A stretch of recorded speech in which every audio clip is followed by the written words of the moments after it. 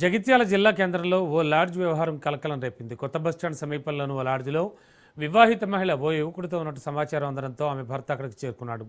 పోలీసుల సహకారంతో ఇద్దరిని రెడ్ హ్యాండ్గా పట్టుకున్నట్లు తెలుస్తోంది. అయితే ఈ ఘటనకు సంబంధించి పూర్తి వివరాలు పోలీసులు సేకరిస్తున్నారు. ఇదిలా ఉంటే సదరు దంపతుల మధ్య ఇప్పటికే కోర్టులో విడాకుల కేసు కొనసాగుతున్నట్లు సమాచారం. లాడ్జిలో పట్టుబడ్డ ఇద్దరు జగిత్యాల రూరల్ మండలం నాగునూరు గ్రామానికి చెందినవారుగా గుర్తించారు. ఈ ఘటనపై పోలీసులు కేసు నమోదు చేసి దర్యాప్తు చేపట్టారు.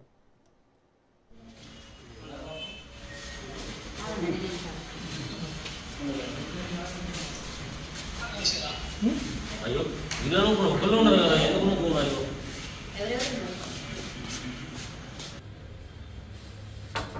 డోర్ అమ్మా, ఏంగా డోర్ ఏమైంది? డోర్ తీయండి పద్మ, తీ డోరి. ఎందుకున్నావు ఎప్పిట్రా?